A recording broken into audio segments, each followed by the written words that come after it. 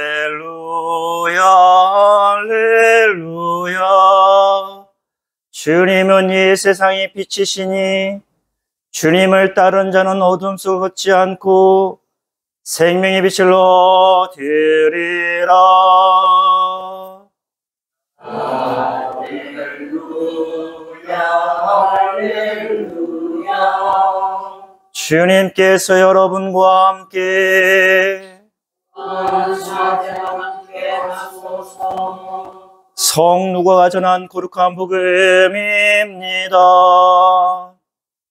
주님의 영광을 드립니다. 군중 속에서 어떤 사람이 예수께 선생님, 제 형더러 저에게 아버지의 유산을 나눠주라고 일러주십시오 하고 부탁하자 예수께서는 누가 나를 너희의 재판관이나 재산 분배자로 세웠단 말이냐 하고 대답하셨다. 그리고 사람들에게 어떤 탐욕도 빠져들지 않도록 조심하여라. 사람이 제 아무리 부유하다 할더라도 그의 재산이 생명을 보장해 주지는 못한다 하시고는 비유를 들어 이렇게 말씀하셨다. 어떤 부자가 밭에서 많은 소출을 얻게 되어 이 곡식을 쌓아둘 곳이 없으니 어떻게 할까 하며 혼자 궁리하다가 옳지, 좋은 수가 있다.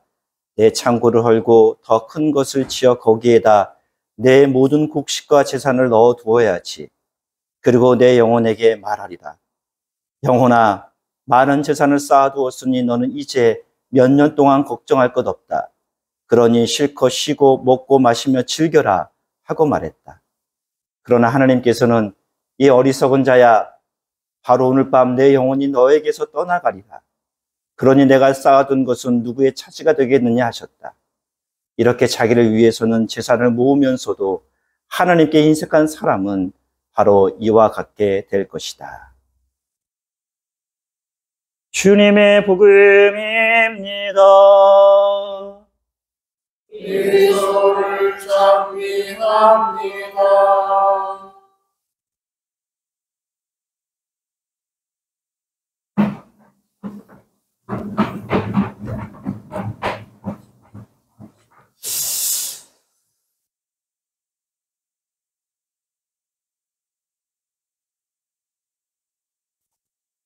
사랑하는 예단 성탄교회 여러분, 지난주에 외식 어떠셨습니까? 지난주에 외식하셨죠? 무슨 말씀인가? 제가 지난주에 성지순례 관계로 한 주 동안 여러분과 함께 뵙지 못해서 우리 전미가 신부님 오셔서 집전설교 해주셨죠? 그게 외식하신 거예요. 외식 어떠셨는지 모르겠습니다. 뭐 좋다 나쁘다 그 얘기가 아니라요. 외식해보니까 뭐가 최고죠? 무슨 밥이 최고라고 그러죠? 집밥이 최고입니다. 그렇죠? 네, 집밥이 최고예요. 다시 이제부터 여러분 집밥 드실 겁니다. 너무나 뵙고 싶었고요. 오늘부터 다시 여러분과 함께 집밥을 함께 나눌 수 있어서 감사드립니다. 이렇게 교우님과 함께 예배 드릴 수 있으니 너무나 감격스럽고 감사합니다. 오늘 미리 말씀드릴게요. 설교가 조금 길 수 있습니다. 좀 양해해 주셨으면 좋겠습니다. 나의 주 나의 하나님 예수님 사랑합니다. 성부와 성자와 성령의 이름으로 말씀드립니다. 성령의 감동으로 지어진 성경은 우리의 삶의 길과 빛이 됩니다. 그 말씀들 중에서 특별히 자신의 마음에 깊은 울림과 감동이 되는 말씀들이 있습니다. 그냥 문자적으로 읽혀지지 않고요. 그 말씀이 생명력이 있어 나와 함께하고 있구나라는 것들을 경험하는 말씀들입니다. 저는 성경의 여러 가지 말씀들 중에 오늘 특별히 호세아 이 말씀이 저의 마음에 그런 말씀입니다. 제가 하나님의 사랑이 어떠한 사랑인지 사람들이 물을 때마다 저는 이 말씀 함께 나눕니다. 그만큼 저에게 하나님의 사랑을 깊이 경험하게 또 해주었던 말씀입니다. 그리고 성지 순례 마지막 끝날에 경험한 사건들을 통해서 저는 이 말씀이 진실로 참되고 진실로 하나님께서 우리를 얼마나 사랑하신지 그 보호하심과 그 사랑을 경험하였게 했던 말씀입니다. 호세아의 말씀이 이렇습니다. 고멜이라는 여자가 나옵니다. 고멜은요, 제가 이번에 성지순례에 가서 봤거든요. 나중에 찬찬히 성경이 나올 때마다 설명해 드릴게요. 고멜은 신전에 사는 시녀입니다. 고대에는요, 세 군데로 나눠요. 제일 하늘과 높은 곳에는 뭐가 있을까요? 신전이 있습니다. 그거를 아트로폴리스라고 그래요. 폴리스가 도시잖아요. 그다음에 중간에 우리로 보면 관청 같은 게 있어요. 재판장, 시청 이런 것들을 아고라라고 합니다. 그리고 일반 백성들이 사는 곳을 데라폴리스라고 이렇게 세 개로 나눠요. 제가 성길에 가보니까 고대 도시들은 다 그렇게 돼 있더라고요. 이 고멜은요, 신전에서 시녀의 역할을 했던 여인이에요. 제가 갔던 곳에 그 신전에는요, 시녀가 1800명이 있었다고 합니다. 이 시녀들은 뭐 하냐면요, 때가 되면 아고라는 또 사람들이 사는 곳에 내려와요. 내려와서 다른 사람들과 남자들과 함께 동침을 합니다. 그것이 신의 역사였고, 그리고 그것을 수입으로 삼아서 다시 어디로 가지고 갈까요? 신전으로 가지고 가고 있는 거예요. 즉 간음하는 여인들입니다. 남자들과 동침해서 번 돈으로 시녀의 일들을 다시 감당하는 거예요. 많게는 1800명 정도 여인들이 그렇게 있었다고 합니다.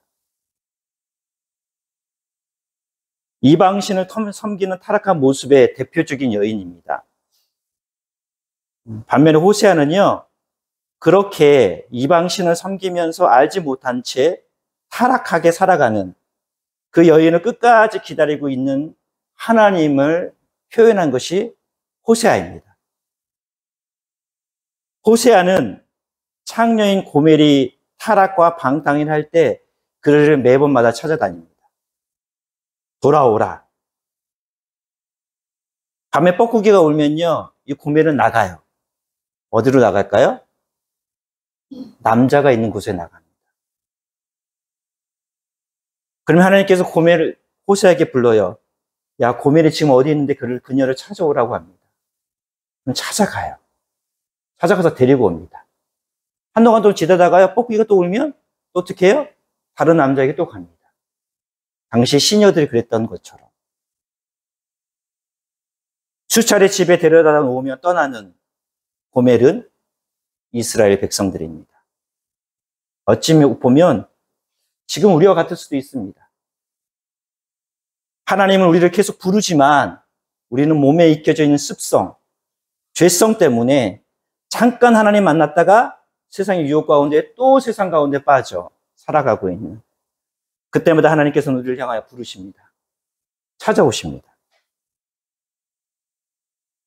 하나님께서 이스라엘 백성에게 걸음마를 가르쳐 주었고 팔에 하나 키워 주었고 죽을 것을 살려 주었지만, 하나님께서 우리를 걸음마를 가르쳐 주셨고 팔에 하나 키워 주셨고 죽을 것을 살려 주었지만, 우리는 하나님을 모른 척 저버리고 다시금 세상을 향하여 살아가는 그 모습을 고멜로 비유하고 있는 것입니다.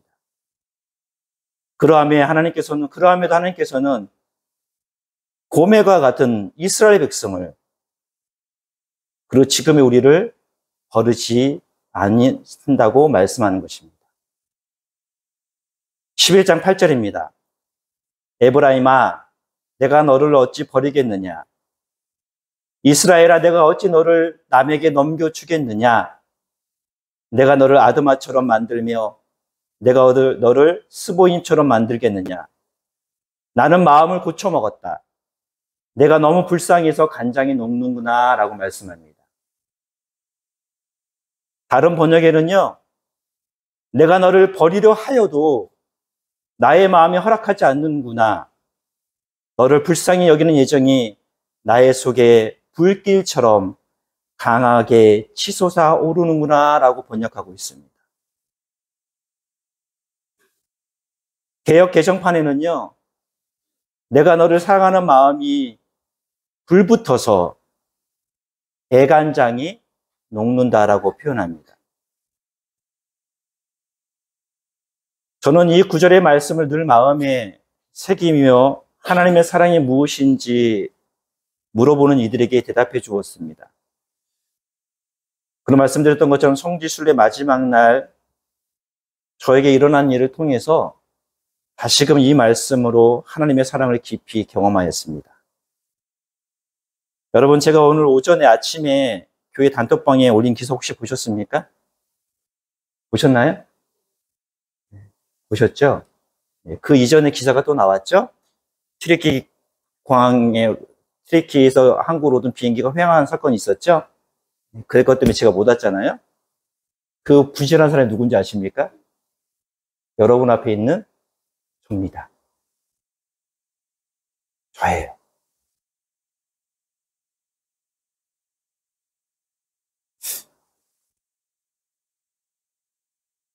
한국으로 돌아오는 비행기에서 승객이 분실한 보조 배터리 때문에 회항했다라는 뉴스가 보신 분도 있고 안 보신 분도 계실 거예요. 그때 분실했던 사람이 저입니다. 저는 항공 규정상요, 핸드폰과 보조 배터리는 반드시 몸에 소지하고 타게 돼 있습니다. 비행기 선반에 올려놓아서는 안 돼요. 저는 그 규칙들을 따라서 들고 탔습니다. 그 자리에 착석을 했는데 제가 창가 쪽이었어요. 앞에 의자에 식사할 때 쓰는 이렇게 받침대 같은 게 있어요. 밥 먹을 때 쓰라고, 아니면 책을 읽든지 영화를 보든지 할 때 쓰라고. 그걸 이렇게 딱 내려서 핸드폰을 놔두고 보조 배터리를 놔두고 충전을 하고 있었어요. 충전하는 것은 문제가 되지 않습니다. 의자에 직접 충전하는 건 문제가 되는데요, 보조 배터리에서 핸드폰으로 충전하는 건 전혀 문제가 되지 않아요. 그러다가 기내식이 나온다고 그러더라고요. 그래서 기내식을 먹으려고 이렇게 정리를 하다가 보조 배터리가 핸드폰이 땅에 떨어졌어요, 바닥에. 그럼 어디 있어야 될까요? 바닥에. 그런 일들이 종종 있어요, 없어요? 있죠. 근데 제가 찾아보니까 보조 배터리가 없는 거예요. 핸드폰을 찾았는데.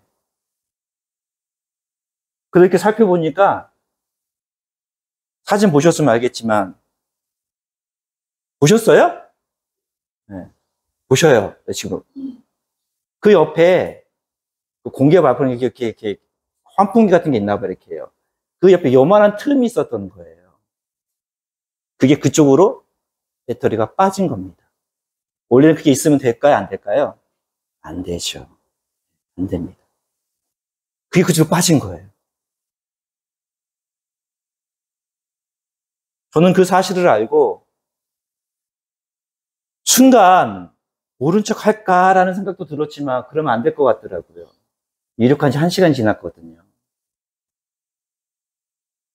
그리고 이걸 얘기하면 복잡해질 거라는 거 분명히 알았어요. 근데 저는 기내식이 오는 걸 보고 승무원에게 바로 얘기했습니다. 핸드폰이 지금 와서 보라고. 근데 안 오더라고요. 기내식을 주는 게 먼저래요. 아니요, 지금 그 상황이 아니라고. 오시라고. 근데 오더니 또 저한테 밥을 주는 거예요. 지금 밥 먹는 게 중요하지 않다고. 보라고. 근데 승무원이 보더니 다시 밥을 주더라고요. 그래서 제가 사무장을 불렀습니다. 보시라고. 보시라고. 보고 나서 그때도 이분들은 그냥 핸드폰이 다른 데 떨어져 있는 줄 알았나 봐요. 근데 저는 직감했거든요. 왜냐면 떨어지면 톡 하고 소리가 나야 되는데 퉁 하고 길게 소리가 나더라고요. 그리고 한참 동안 살피더니 제가 사무장하고 기장을 불러서 다시 얘기했습니다. 저랑 같이 가이드 해줬던 목사님이 계셔요. 그분과 같이 녹음하겠습니다. 녹음하면서 제가 요청드렸어요. 지금 여기에 빠진 것 같은데 더 이상 운항하게 되면 문제가 됩니다. 빨리 회항을 해 주십시오라고 요청을 했었는데 회항은 결정은 누가 하는 걸까요? 기장이 아닙니다. 1시간이 지나서 회항을 하더라고요. 회항하는 데까지 3시간 걸렸습니다. 2시간 반을 갔고요. 거기서 회항하는데 다시 돌아오는데 3시간 걸렸어요. 5시간 반 동안 저는 너무 공포스러웠습니다. 2가지 때문이에요. 하나는 그게 만약에 진짜 제 예측대로 떨어졌다면 수화물 쪽으로 떨어졌을 텐데, 그럼 충격받았을 텐데, 그러면 뭐가 날까요? 불이 날 텐데. 그럼 어떻게 될까, 비행기는요? 타서 죽죠. 이게 거짓이 아닙니다. 타서 죽을 거 아니에요. 그럼 나 때문에 277명의 사람들이 죽는 거예요. 제 실수는 아니지만 277명이겠습니까? 그들의 가족에, 친척에 따지면 수천 명이에요. 그분들이 내 씻을 수 없는 죄를 짓는구나. 또 하나는 내 가족들을 볼 수 없겠구나. 내가 사랑하는 우리 교우님들을 볼 수 없겠구나. 너무나 고통스럽고 너무나 힘들었습니다. 거기 안에 계신 분들을 보는 것도 힘들었지만요. 그래서 제가 사무장 부탁해서 저를 조금 자리를 옮겨달라고 그래가지고 돌아오는 기간 동안 다른 좌석에서 앉아서 계속 기도했습니다. 그때 주님이 저에게 오늘의 이 말씀을 기억나게 하셨어요. 내가 너를 어찌 버리겠느냐? 내가 너를 어찌 넘겨주겠느냐? 내가 너를 어찌 아드마처럼 너를 스보인처럼 만들겠느냐? 나는 마음을 고쳐먹었다. 내가 너를 버리려 하여도 나의 마음이 허락하지 않는구나. 너를 불쌍히 여기는 예정이 나의 속에 불길처럼 강하게 치솟아 오르는구나.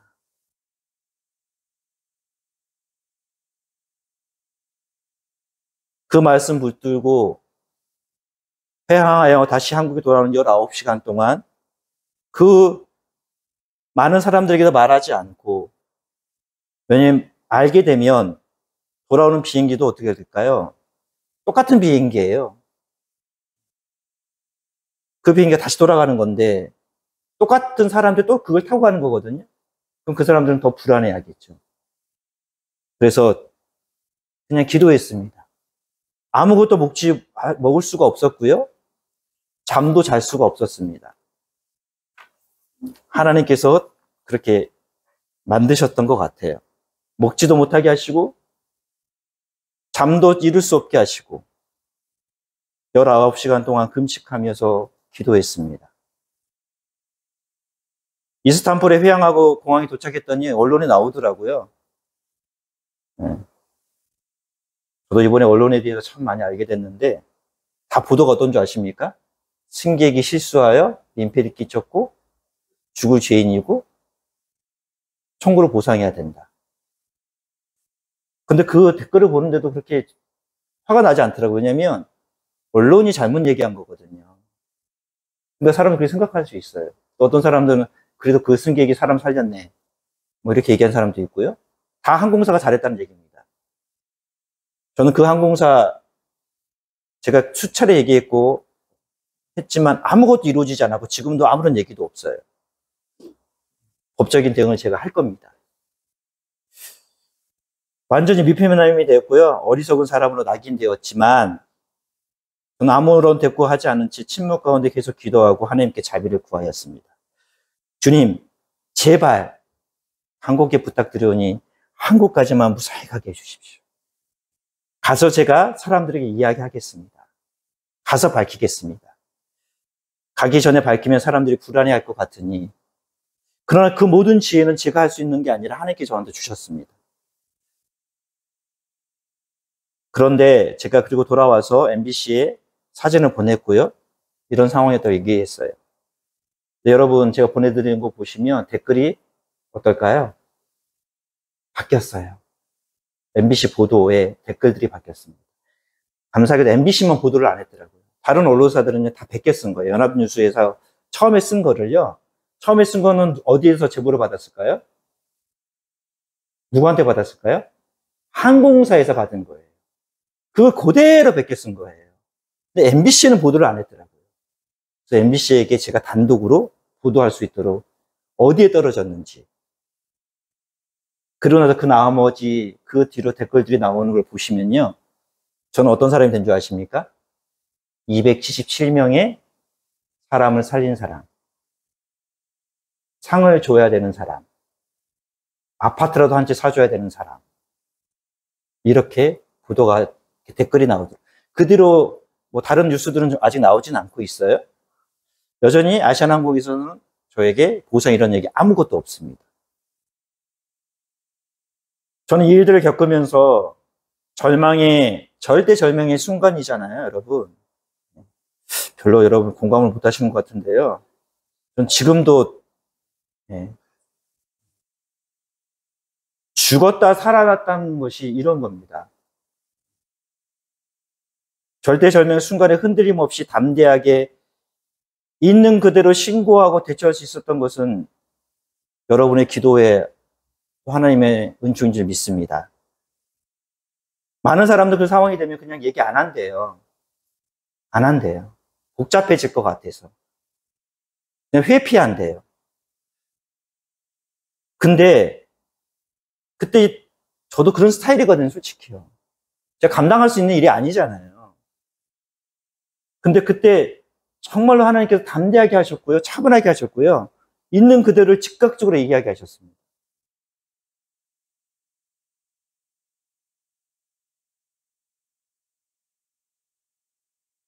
공포스럽고 두려웠지만 피하고 싶지 않았습니다.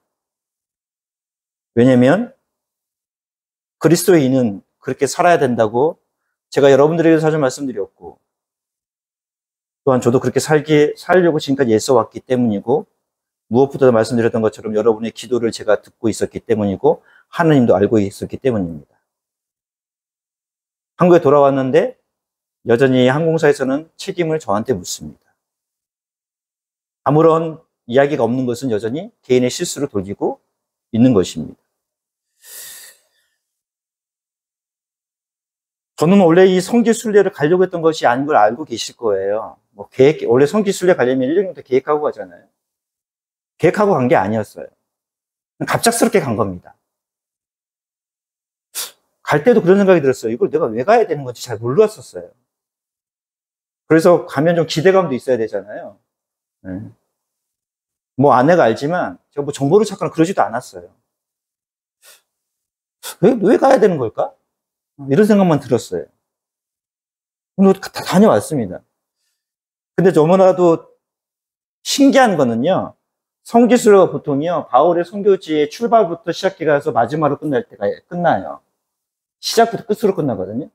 근데 이번에 저희가 갔더니 총 33명의 한 팀이더라고요. 보성에 있는 중앙교회에는요, 13명의 신자들이 오셨는데요. 그 중에 제일 많은 연세가 84세 분이 두 분이 같이 그 일정을 했어요. 이동한 거리가 5,000km가 넘거든요. 버스 안에서 10시간도 차 탄 적이 있었어요. 근데 그 일정을 다 하시더라고요. 그런 분들이 33명이 함께 모였어요. 그분과 다니는데, 우리 팀의 성지순례 마지막이 어디였냐면, 넷바폴리라고 사도 바울이 소아시아 선교를 위해서 처음에 도착한 곳이에요. 저는 거기서, 우리 팀은 거기서 선교지에서, 거기서 성지 순례가 뭐 한 거죠? 맞춰진 거예요. 제가 그래서 그 가이드한테 이렇게 물었어요. 하나님께 왜인지 모르겠는데, 보통은 시작부터 끝에서 끝나는데, 우리는 왜 사도 바울이 시작했던 데서 성지 순례가 끝날까요? 그건 저한테 무슨 의미일까요? 라고 물어봤습니다. 그걸 기도했어요. 그래서 제가 저한테 주던 마음이, 이제부터 나에게는 성지 순례가 시작되는구나. 바울이 시작했던 그것처럼. 그 마음을 가지고 있었는데, 이러한 일들이 일어난 거예요.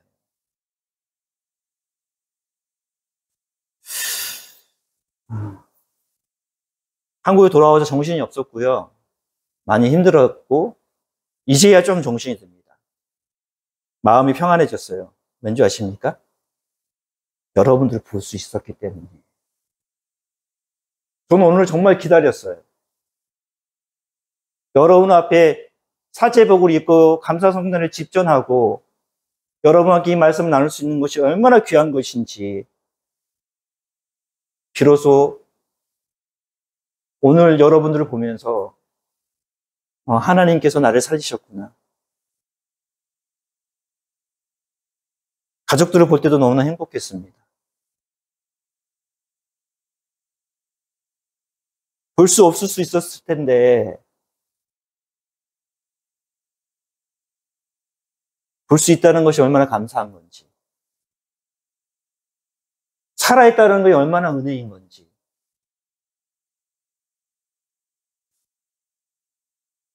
우리가 누리는 일상은요, 자연스러운 것이 아닙니다.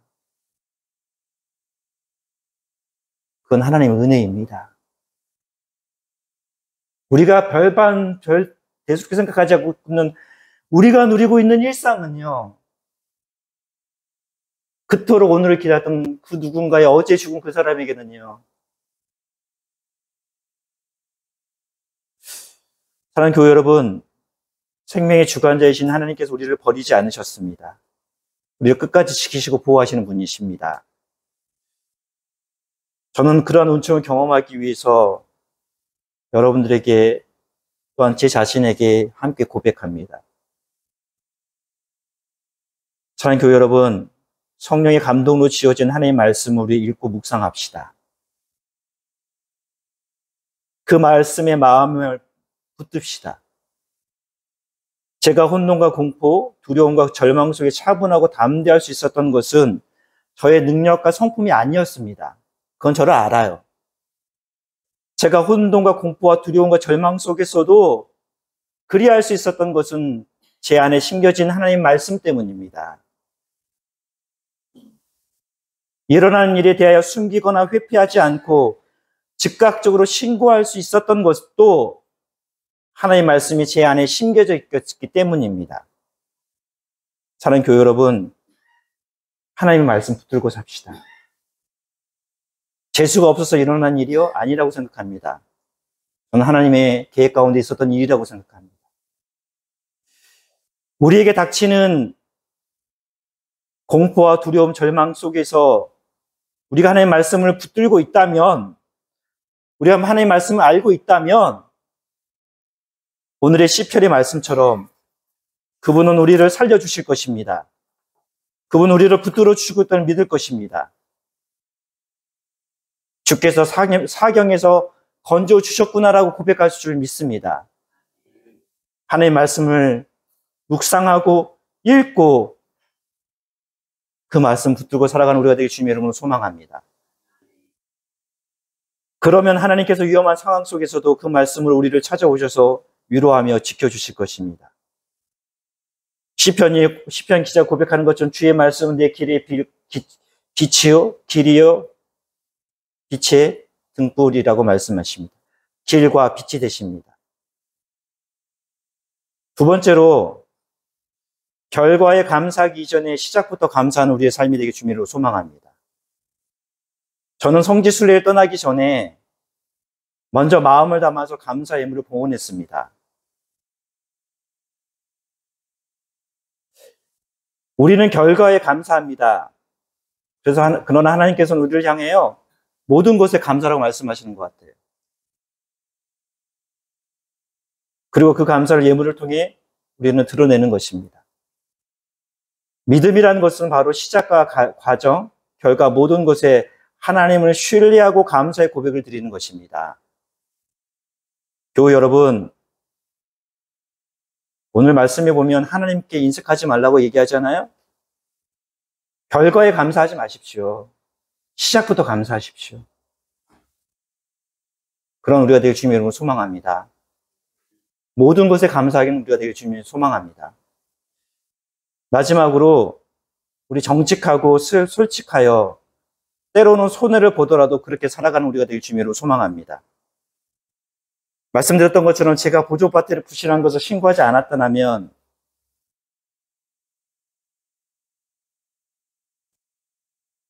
그리고 신고하였을 때 받을 비난, 번거로움, 그것을 생각하고 신고하지 않았더라면 사고가 나지 않을 수도 있었겠지만 혹여나 불미스러운 사고가 일어났다면, 참담한 상황이 일어났다면 이런 후회는 아무런 의미가 없는 것 같습니다. 거짓되지 않고 솔직하게 살아가는 것, 그것이 바로 우리의 생명을 보장해 주는 하나님의 은총인 것을 고백하는 삶이 되길 주님으로 소망합니다.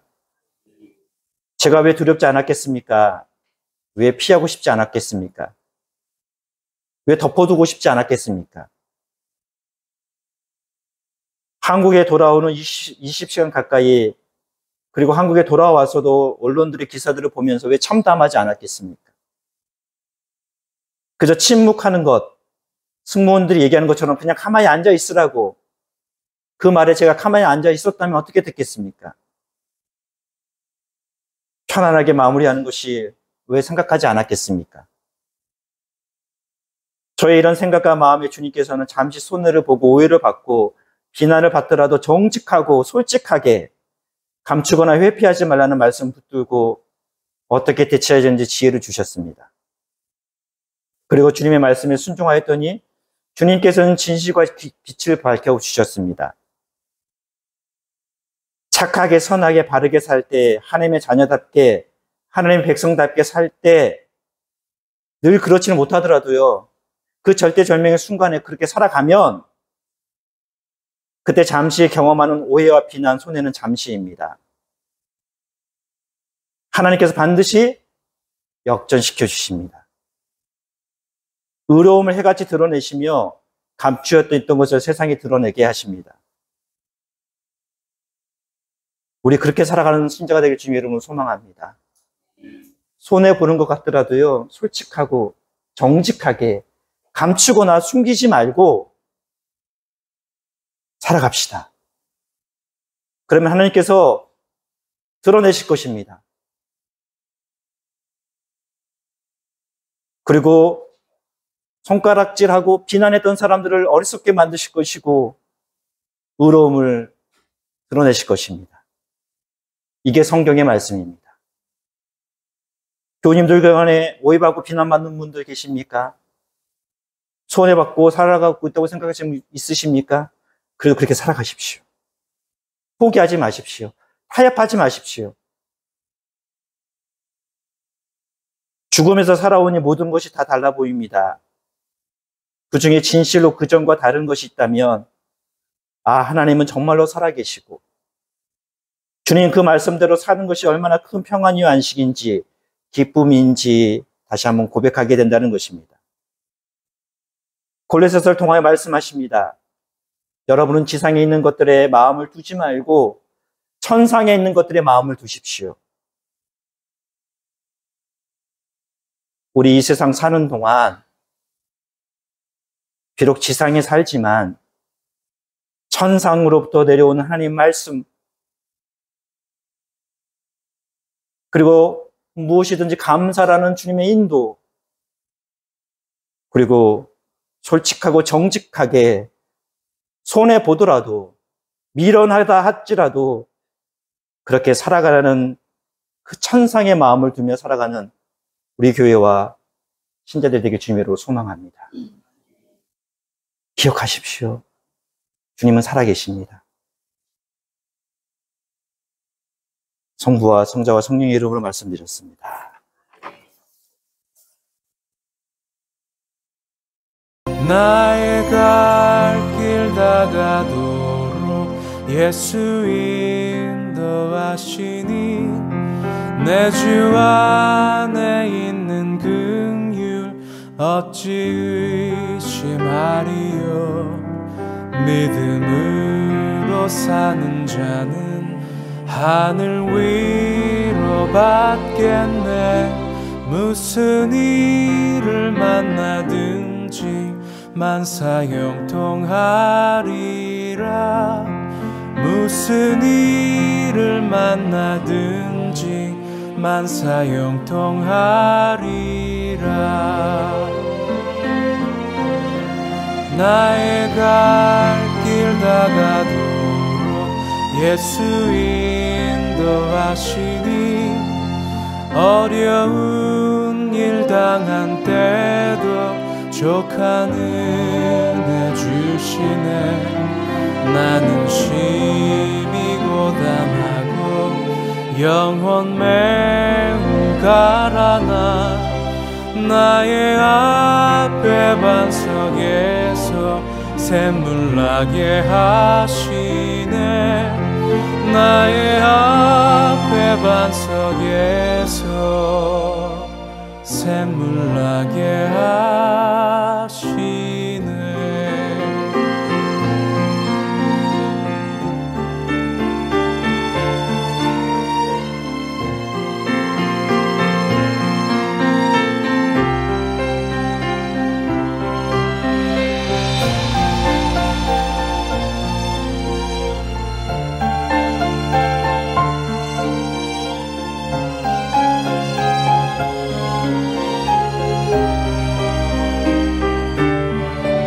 나의 갈 길 다가도록 예수 인도하시니 그의 사랑 어찌 큰지 말로 할 수 없도다. 성령 감화받은 영혼 하늘 날아갈 때에 영영 부를 나의 찬송 예수 인도하셨네. 영영 부를 나의 찬송 예수 인도하셨네.